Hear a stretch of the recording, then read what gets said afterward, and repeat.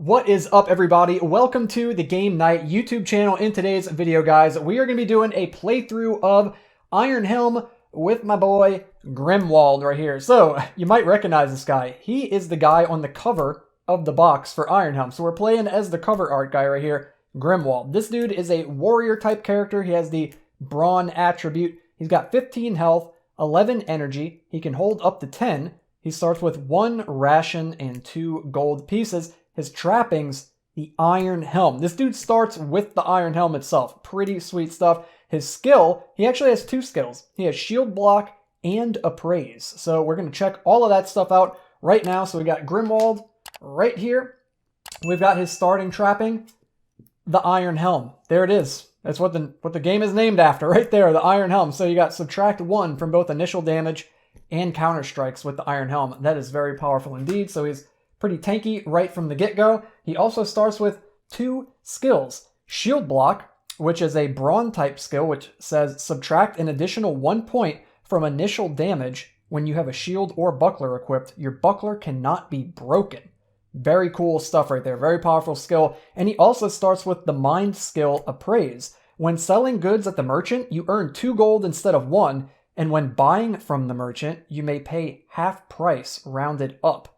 So, this dude is a haggler. He knows how to barter. So we got both of those skills, and he also starts with that 2 gold like I mentioned. I went ahead and spent that 2 gold on this trapping, the buckler. Subtract 1 from initial damage, and if you suffer a single hit of 4 or more damage, your buckler breaks. But dudes, we got shield block, so our buckler cannot be broken, and we're going to subtract an additional 1 damage from initial damage when we have a shield or buckler equipped. So, we are decked out, dudes. We've got quite a lot of armor already to start the game with, and everything is shuffled up. We're ready to go. We're on level 1 of the dungeon, and big shout out to Bran on YouTube. He commented on one of my videos, one of my playthroughs, and told me to try playing with the Howling Abyss dungeon deck right here. So that's what we're going to do. As you can tell, it's got a different card back from the normal dungeon deck that comes with the game. This is the dungeon deck number 2, Howling Abyss. And if you're not familiar with this, I have a video on my channel that you can go check out, and you can see exactly what comes in this, or stay tuned to this video, and I'm sure you're going to see most of it right here in this video. So we'll give it another quick shuffle. Everything is shuffled up. We'll set that right there, and I believe, dudes, we are good to go. So I've added in a couple of the expansions. We have a bunch of extra loot, some new enemies, new potions, new plots. There's also mini bosses in here, which I'm hoping we don't face, to be honest with you, and a ton of new trappings and some new skills also. So here we go, dudes. Without further ado, let's head into the first room of level 1 of the dungeon. Here we go. Into a skirmish. So some of these cards are going to be different to you. Some of them are going to seem familiar, like the skirmish, but even the cards that are seemingly familiar actually have different qualities about them. So the text on the card is actually a little bit different. They interact a little bit differently with the game. So it's not exactly the same as the original dungeon deck, which is cool. The skirmish, though, I don't know if we want to do that. We would draw an enemy card and add the dungeon level to their health, but they're going to get to attack first. So I think I'm going to push my luck already right out of the gate. We're going to go this way. Ooh, into the Archangel. A flash of holy light causes you to freeze. When the brightness fades, you see the form of a woman with large wings. She has come to judge your deeds. Check your placement on the morality tracker and refer to the chart below. Okay, well, right over here on the morality tracker, we are on 0 because we just started the game. So we're even keel. On the card right here for Archangel, it says 0, nothing happens. So we're going to move right past this, but that's cool. We got to see one of the new cards already. Into the next room, the Arrow Trap. So the Arrow Trap works a little bit differently in this dungeon deck. It does say, your curiosity with the ruby-eyed statue comes at a cost. We're going to roll a 6-sided die here, and depending on what we roll, things are going to happen. Ooh, we rolled a 2. That's about as bad as it gets. If you roll a 1 or a 2, you gain 2 poison. Yikes. So right out of the gate, ooh, yuck. We have already gained a couple of poison over there. Not very good. All right, we're going to keep on moving deeper into the dungeon. Level 1, ooh, a Savage Encounter. So this is a new type of card where you face enemies. It says, before you stands a formidable foe. Draw 2 enemy cards and discard the enemy with less health. You must fight the remaining enemy, adding the dungeon level +1 to their health. That kind of sucks. They're going to get to attack first. We're going to skip it. We're going to push our luck again. Let's go this way. Ooh, yikes. Into an ambush. Not good. Your foe catches you by surprise, gaining the upper hand. Draw an enemy card and add the dungeon level to their initial damage, which is going to be 1, and add the dungeon level plus 5 to their health. So 6 to the health of... Hey, it's a pit trap. Check this out. Okay. Wow, weird, dude. So this isn't even an enemy. It says, if resolving an ambush card that was drawn as the first card, you avoid the pit trap. In all other cases, you lose d6 minus d6 health. Holy crap. Okay. So let's go ahead and roll 2d6. And 3 minus 1 is 2. Oh, man. So we fell into this pit trap right here, and we lost 2 health. You know what, guys? Honestly, I'm not going to complain, because I feel like after what I just read on the ambush card, we were about to add 6 health to whatever enemy we're about to draw. That could have been pretty gnarly. So, you know, I'll take the pit trap. We'll just climb right out of there and keep on moving into a skirmish, into the next room, because I don't want to skirmish, into another ambush. You gotta be kidding me. All right, well, we already know the drill here, so we're going to draw an enemy and add 6 to its health. Ooh, good, it's a skinkling. That's about as lucky as we can get. So instead of 1 health, he's going to have 7 health. Bloop, right there. He does 0 base damage. He's weak to fire. And when the skinkling successfully hits, you gain 1 poison token. And he's also going to be doing, let's see, plus the dungeon level to his initial damage. So 1 to his 0 is 1. We've got the Iron Helm and the buckler, which is buffed by shield blocks. So we're blocking 1 from the Iron Helm and 2 on initial damage from the buckler. So we're blocking 3. So 3 minus his 1 is 2. So we're mitigating 2 damage off of this dude. Here we go. Stinkling's running in at Grimwald. He does 5 minus 4, which is 1, but we mitigate 2. We take no damage. He completely whiffs the attack. Old Grimwald is going to get to attack back. We are going to spend 2 energy right here and try to take out the Stinkling. Ooh, that's not very good. We rolled 3. That's not very good. All right, so he goes down to 4. Dang, dude, bummer. All right, the Skinkling is going to retaliate. Let's see. He's not gaining any attack, and Buckler only subtracts for initial damage, so we're going to get 1 mitigated from the Iron Helm. So he's going to do -1 to his roll right here. Ooh, yikes. 6 minus 2 is 4, minus 1 is 3, so he does get a pretty good hit on old Grimwald here, and we've already lost 5 health. We're down to 10 health. We've lost a third of our health. I'm going to... Do I YOLO and spend 1? That's the question. Oh, you know what? We're also supposed to gain a poison. Is that when he successfully hits anytime? When the Skinkling successfully hits, gain 1. Yeah, it's anytime he hits you. Holy crap, dude. Okay, we're going to spend 2. I'm not playing around. Let's just go ahead and spend 2. Make sure we kill this Skinkling so we don't get more poison on us. And we do 9 damage right there. Completely crush this dude. We get a loot. What do we get? Ooh, Cinder Blade. Oh my gosh, dude. So this weighs 2. It's a primary hand weapon. Attack results of 6 deal 7 damage. And you get +3 to the sum of your attack rolls versus enemies weak to fire. Ooh, that would have been helpful against the Skinkling just then. Dude, that's amazing. What's he doing holding that? Dude, that's a crazy weapon. All right, so cool. So we got the Cinder Blade. That is amazing. And we also get a gold. So let's grab ourselves 1 piece of gold. And the Skinkling goes to the graveyard. Right there. All right. That is it for the ambush right there. We're going to move on to the next room of level 1 of the dungeon. What do we got? The altar. Sometimes a sanctuary is found in the least expected place. You stumble to the altar and pray for blank. Why do we got to stumble to the altar? Why can't I just like gracefully stroll up to the altar? Okay, we're going to stumble to the altar. We can either pray for a blessing, strength, healing, or favor. If we pray for a blessing, we're going to gain 1 blessing token. If we pray for strength, we'll gain 2 energy. That would be useful. We have used a fair amount of energy already. If we pray for healing, we can discard, d6 minus d6 poison tokens. We should probably do that. Or we can pray for favor and move up 1 space on the morality tracker. I think I'm going to pray for healing. So let's go ahead and roll 2d6. And I roll doubles. So that means I heal nothing.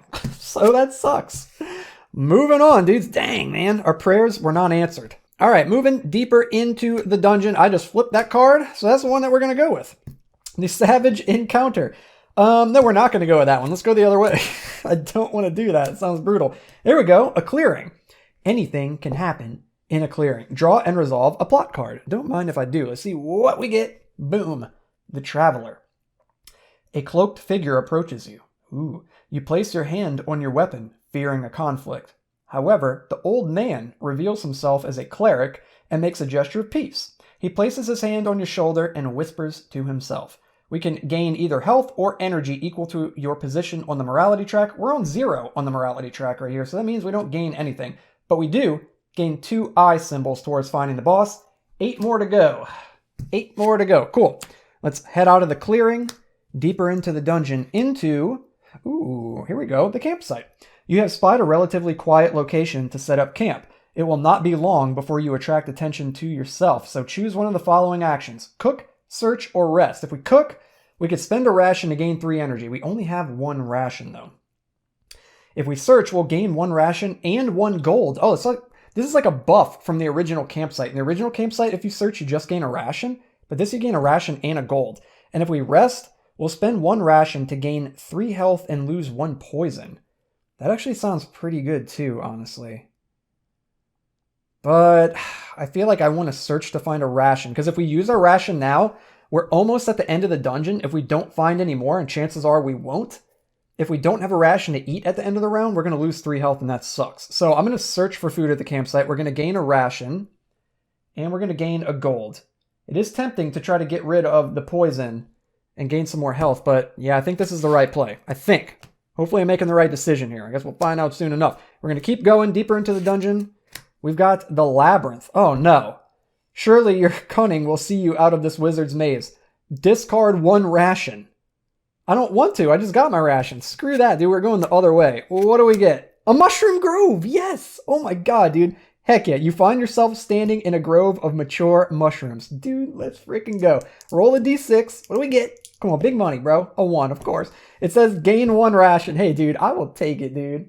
I will take it. I was just saying how unlikely it is for us to find rations, and look at that. We found some more. Because that goes over there, and we got the last room right here. Let's go left this time. The merchant. Heck yeah, dude. Don't even want to know what that is. Put that over there. The merchant. Deep in the dungeon. Seems like a strange place to set up shop, but who are you to question his sanity? You may take any number of the following actions. We can buy, sell, or trade. If we buy, to see what goods the merchant has, draw 3 loot and 2 potion cards. Oh, interesting. Okay, so on the original merchant card, you draw loot and potions depending on where you are in the dungeon, like what dungeon level you're on. But it seems like this guy just always has 3 loot and 2 potion cards. So, and then we can also sell to him. The merchant will buy any unwanted items from you for 1 gold, but since we have the appraise skill over here, we get to sell things for 2 gold and buy things for half price, rounded up. So that's completely insane. And we could trade. That's a new option. You may swap any single item you have with an item that the merchant has, as long as the item you give him has a greater value than the one you take. Interesting. Okay, that's pretty cool. All right, so let's see what he's got for sale here. He's got 3 loot and 2 potions. The Holy Hand Grenade of Antioch. He's got Shuriken. He's got some Troll Dung. What are you doing with that, bro? Nobody wants that. Nobody's going to buy that from you, dude. Maybe it's on the bottom of his shoe. And he's got the antidote potion and a health potion. Dudes, we just hit the freaking jackpot up in here. Are you serious, dude? I'm buying an antidote potion immediately. So we're going to spend 1. I'm going to buy that antidote potion. I'm going to chug it right in front of his face. And we're going to get rid of all 3 of this poison right here. Dude, let's freaking go, man. That's amazing. I really want the health potion. I also really want the Holy Hand Grenade. And we could buy things for half price, so we can afford this, because instead of 2, it costs us 1. But I think I'm going to go with the health potion. Yeah, I'm going to go with the health potion. So I'm going to spend 1 last gold. We have no more gold.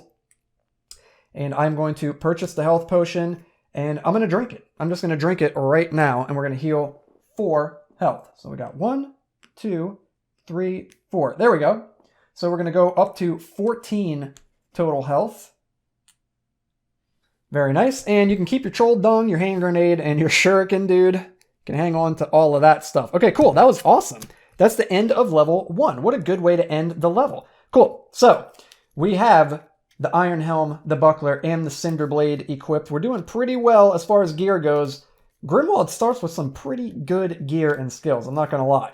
This dude's pretty ballin'. All right, so we're going to shuffle up the deck. We're going to head into level 2 of the dungeon here.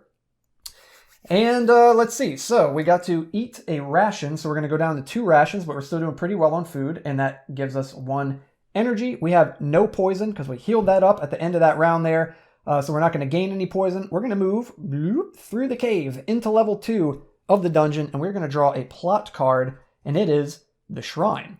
In the clearing, you find a towering shrine covered in vegetation. You are overwhelmed by a sense of power, just as a gentle breeze rushes past you. Gain blessing tokens equal to your position on the morality track. Dang it, dude. All the plots we're getting are affected by the morality track, but we're on 0 on the morality track, so we don't gain any blessing tokens, but we do gain 3 more eyes toward finding the boss. That's big. That's a big deal. So we're halfway there with 5 eyes over here, dudes. Okay, cool. Let's head deeper into the dungeon, into level 2. Let's see what we get. A savage encounter. Before you stands a formidable foe. Let's close that door, and let's go open the other door and see what's behind there. A mystical fountain. That sounds more like it. Before you stands a grand fountain. You are drawn to it by a potent allure. Your eyes wide open, you cup your hand and ladle the warm liquid to your lips. Uh-oh. Alright, what's about to happen? We're about to drink the water out of this mystical fountain. I don't know if that's a good idea. Here we go. A 6. Gain blessing tokens equal to your current dungeon level. Dude, let's go. So we're in dungeon level 2. So we gain 2 blessing tokens. That is freaking awesome, dude. Awesome, dude. What an awesome mystical fountain. If you didn't know, guys, mystical fountain's pretty awesome. Okay, we're moving on to the next room. Here we go. Boom. A savage encounter? No. Heck no. Into the next room. Into the Archangel. A flash of holy light causes you to freeze. When the brightness fades, you see the form of a woman with large wings. She's come to judge your deeds. All right, so we check our position on the morality track. It's 0. Nothing happens. Moving on from the Archangel. Into the Merchant. Let's go. We are going to go pay another visit to the Merchant. And he's going to have 3 brand new loot and 2 new potions for us. The Deceptor. When drawing an enemy card, draw 2, pick 1, and then discard the other. That's pretty cool. He also has Mizlak's Stash. Discard immediately and draw 1 loot card, 1 potion card, and gain 1 ration?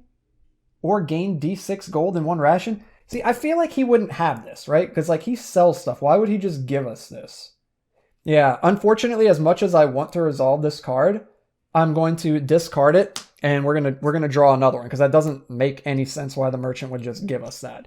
And if you see here, it has no value. It's 0 gold. It weighs 0, and it doesn't even have an item type. It's like you just discard it immediately when you get this as a loot, and then you do what it says, but for the Merchant, it doesn't make any sense. So he's got a shield for sale. That is awesome.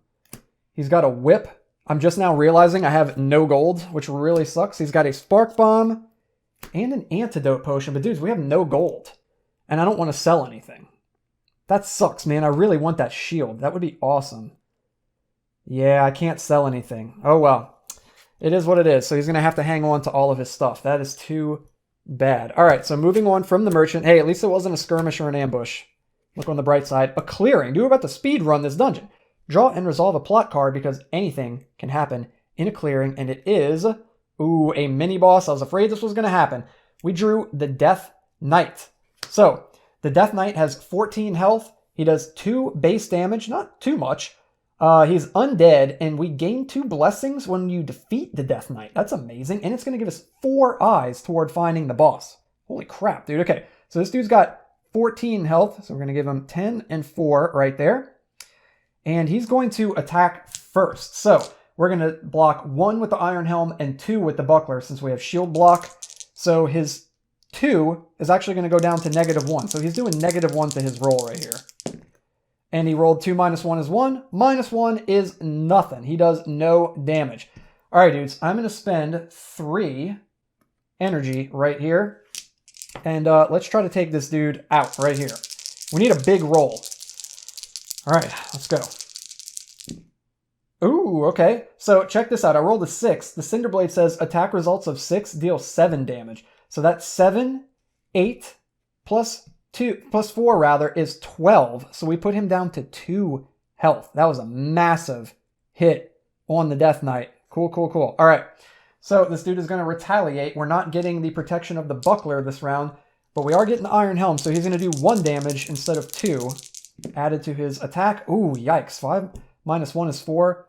Plus 1 is 5. Eee, that sucks. That was a massive hit right there. So we lose 5 health. Yikes. Okay, so we've lost 6 total. So we're down to 9 health. Not doing terrible, but I would like to find a health potion at some point. Okay, we're going to retaliate. We're going to spend 1 energy and go ahead and take this dude down. And we rolled a 6. It does 7 with the Cinder Blade. He is a gone pecan. Let's go ahead and put that over there. And we're going to get 1 treasure. I'm surprised. He only drops 1 loot. Interesting. And it's a mimic. Oh, that blows, dude. We can avoid this conflict by spending a ration. Or we can just fight it. He is weak to fire, and we got the Cinder Blade. We're just going to fight it. Dang, dude, that is a lame treasure. How does he have a mimic on him? It doesn't make any sense, but it is what it is. All right. So the mimic has 6 health. There we go. 6 health right there. And he's going to get to attack first. He does 3 initial damage, or he does 3 extra damage, rather. And we're going to stop 3 of initial damage with our Iron Helm and buffed buckler. So he's going to do just whatever he rolls right here. And he rolls 4 minus 1 is 3. Another substantial little hit on our life. We're down to 6 health, I believe, if I'm doing that math right. And we need to retaliate against this guy. We do have the Cinder Blade, so we get +3 to the sum of our attack rolls versus enemies weak to fire, which the Mimic is. So I think I'm going to spend 1, and we're going to add 3 to our roll. Here we go. And we rolled a 6. It does 7 plus 3 is 10. We took down the Mimic, and he drops nothing, but we took him down at least. He did take a bite out of us before we got him, but it is what it is. So the Death Knight is donezo, and we get 4 eyes toward finding the boss. We are up to 9. We just need 1 more, and we're going to probably get there at the end of this level, assuming we survive level 2 of the dungeon. That's a very fast run if we find the boss after level 2. Here we go deeper in. The arrow trap. I think we're just going to do it. So we're going to go ahead and roll the die. And we rolled a 2 again. That sucks, man. We get 2 poison. We're getting pretty unlucky with that poison stuff this run. All right. Deeper into the dungeon we go.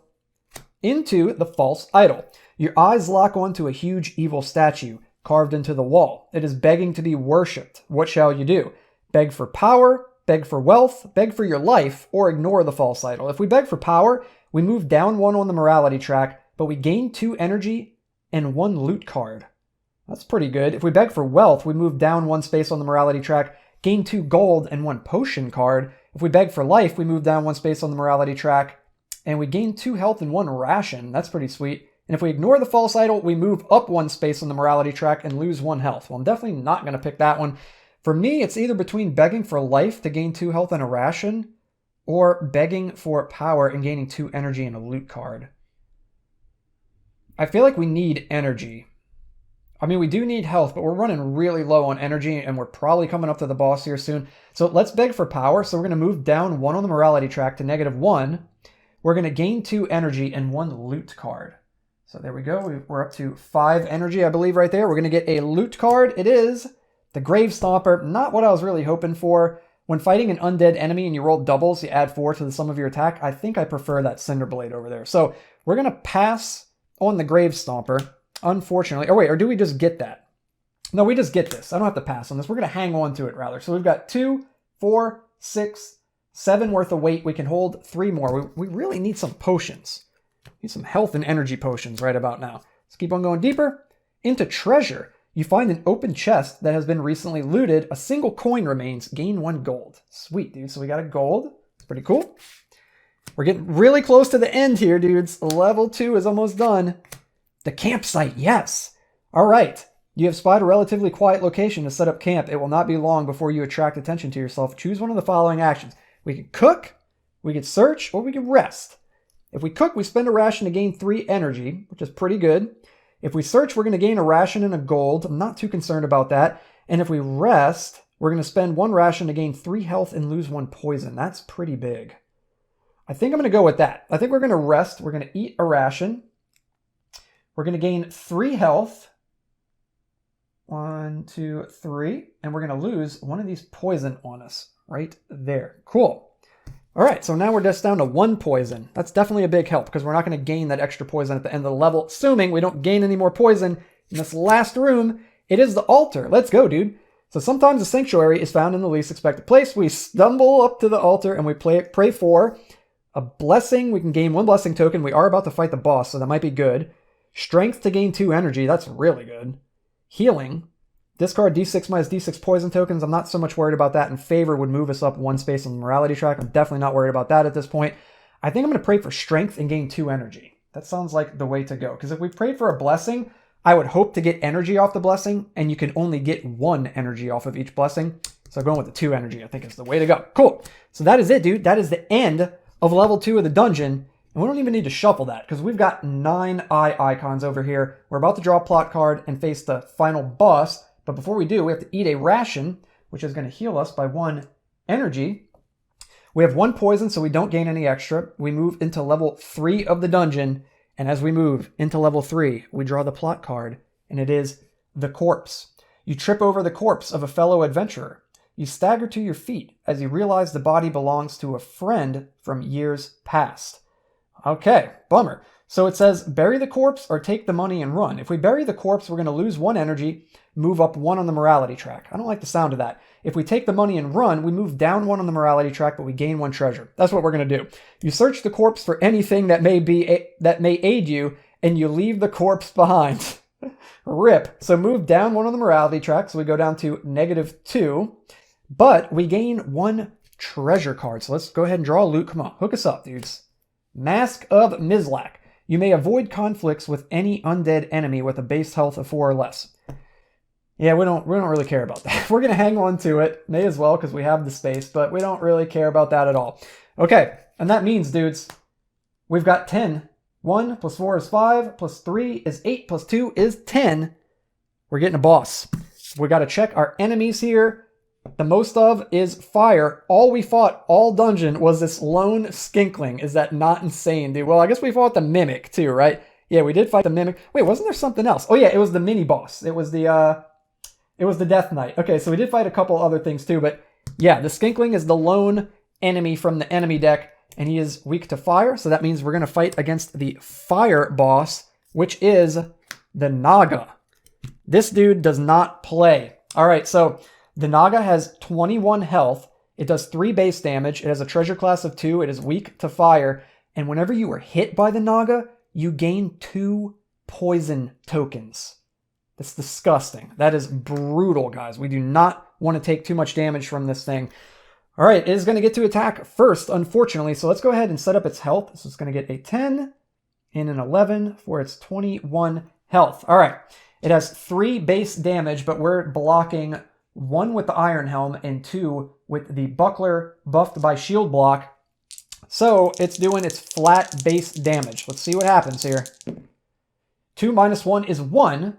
So we take only 1 damage, but whenever you are hit by the Naga, you gain 2 poison tokens. So we got to be very careful with that. If ever our poison equals our health or more, we lose the game. So let's see. We're sitting on 1, 2, 3, 4, 5, 6, 7, 8 hearts right now, and we've got 3 poison, so we have effectively 5 health. Yikes. Okay, it is our turn to retaliate. Fortunately for old Grimwald here, dudes, we have the Cinder Blade. We got the perfect weapon that dropped off of that skinkling to face the Naga with, so we're getting +3 to the sum of our attack rolls versus enemies weak to fire, and the Naga is weak to fire. So we're going to spend 3. We're going all out, guys. We're on the final boss here. We gotta take it down, dudes. Iron Helm is such a brutally hard game. We gotta get this win. Here we go. We got 3 plus 3 is 6, plus 4 is 10, plus 3 is 13, dude. So we take off a good chunk of change and put the Naga boss down to 8 health remaining. Whew. Okay, we just need to survive this. We just need to survive right here, dudes. So the Naga is going to retaliate. It does 3 base damage. We're only subtracting 1 with the Iron Helm because the buckler is out of play at this point. It only stops initial damage. So it's doing +2 to its roll. It does 6 minus 3. I think we might be dead. It's 3 plus 2 is 5. Which is 1, 2, 3, 4, 5. That leaves us with 3 health. It does 2 poison. And that means we've got 5 poison to our 3 health. And we are dead. We're dead, dudes. Oh, I really thought we might actually win this one. Old Grimwald, rather. He gave it a good go. Dang, dudes. That was so close. That was an epic journey through the dungeon with the Howling Abyss dungeon deck. Again, shout out to Bran for giving me the idea to run the game with this deck. I'm definitely going to be playing more times with this deck. This is super fun. That was my first time ever using this, so that was amazing. Grimwald is really, really powerful, dudes. I definitely want to give him another try. We got so close. If we would have just survived right there. You know what I realized too, guys? You know what I just realized? I never flipped over these blessings. Are we still dead? We would have gained 2 hearts, and we would have healed all of our poison. Dudes, hold on. Hold the phone, dude. Hold up. Would we still be dead? Well, we had 1 poison to start with, right? Because we've got 5 on us, and he deals 2 every time he hits. Okay, so technically, dudes, check it out. Let's see if we could still win this, because I completely forgot about our blessings. We shouldn't shortchange ourselves. This heals all of your poison, so we would have healed 1, and then this would have given me 2 extra health. So right now, technically, I would have 2 extra health. So that would have been the blessing tokens. Then he hit us twice, so we would have 4 poison, not 5, which means at this point in the game, right now, and everything else is good, all the rest of the damage is good, we have 1, 2, 3, 4, 5 hearts, and we have 4 poison, which means we're not dead. Oh my god, what a freaking M. Night Shyamalan twist this is. We are not dead, dude. Holy moly. Okay, so Grimwald is alive. We're not dead. I can't believe it. We still got a chance. We've got a chance, dude. So you're telling me there's a chance. Okay, I'm going to spend 3. Dude, I think we might win. I think we might actually win. I thought we were dead for sure. Okay, I'm spending 3 energy right there. I'm so glad I caught that. Okay, here we go, dudes. Here we go. We're doing +3 with the Cinderblade. Dude, can you imagine if we whiff this now? Oh my god, I'm going to cry myself to sleep. Here we go. Come on, dude. 1 time. Oh, dude, that's it, dudes. 8 + 3 is 11. +3 is 14. Let's freaking go, dude. We did it. I can't believe it. I thought we were done. I thought that was game. I'm so glad I remembered these. Oh my goodness, dude. The Naga boss is down. We get 2 loot. Let's go. We get the Cursed Horn. That's the worst loot. This video is a roller coaster of emotions, dude. No. Oh, man. It says, it's so beautiful. Oh, yeah, it's so beautiful. You must keep this item and may not drop or sell it. It weighs 1, so it's just weighing us down, dude. All right, well, we're at 10, I believe. 1, 2, 3, 4, 5, 6, 7, 8, 9. Oh, we could hold 1 more thing. Okay, cool. And we get a potion. And it's a holy water, and we can hang on to it. Now we're maxed out at 10 weight. Dudes, what a crazy, crazy game. So we actually did it. We got through the dungeon. We beat the Naga boss. I can't believe it. I thought we were done. Dude, our blessing saved us. Let's go. We beat the Naga boss, dudes, and that means in the next video, I can keep going with Grimwald, and we can go to a new adventure. We can go to one of the Adventure 2 expansion packs. Dude, that is amazing. If you guys have any preferences, let me know down in the comments. I believe the 2 Adventure 2 ones, one of them is Black and Burrow. Oh, man, and I can't remember what the other one is. Let me check. Okay, dudes, I just double checked, so I was wrong. Black and Burrow is a level 3. So the 2 level 2 adventures that we can go to is either Galnock's Labyrinth or Warren of Despair. Warren of Despair is more like an icy one, and Galnock's Labyrinth, I'm not too sure. I think it might be fire themed. I can't remember for certain, but yeah. So if you have a preference, let me know down in the comments which one you want to see, Warren of Despair or Galnock's Labyrinth. So yeah, let me know down in the comments, dudes, and we'll do that in the next video. And if I don't get any comments, I'll just pick one and we'll do it. So look out for that video coming very soon. We're going to run through with Grimwald again. I'm excited, dude. We get to keep all of our gear. That is incredible. So in the next video, I'm going to show you how all of that works with the Lonely Troll Inn expansion. We're going to get to go to the Lonely Troll Inn. We're going to completely heal up. So we're going to get all of our health, all of our energy and everything back. We get to keep all of our gear. Our morality will stay right where it is, I believe. And then we're going to go to level 1 of a new dungeon in a new adventure, which is going to add new enemies, new plots, and a new boss at the end of the level, depending on which adventure we go on. So dudes, get hyped for that. I am super stoked. We did it, dudes. We beat a round of Iron Helm. That is amazing. Once again, shout out to Bran for the suggestion to use the Howling Abyss dungeon deck. That was super, super fun, dude. So if you like this video, guys, be sure to hit that thumbs up like button, hit the red subscribe button so you can sub to the channel, and click the bell icon so you can be notified every time I upload a brand new video. And anyways, dudes, thank you so much for watching. I got plenty of other content on my channel, more Iron Helm playthroughs, so go check that stuff out if you want to. There should be a video popping up on the screen right about now. And dudes, I will catch all of you in the next video. Have a good one, everybody. Till next time. See ya.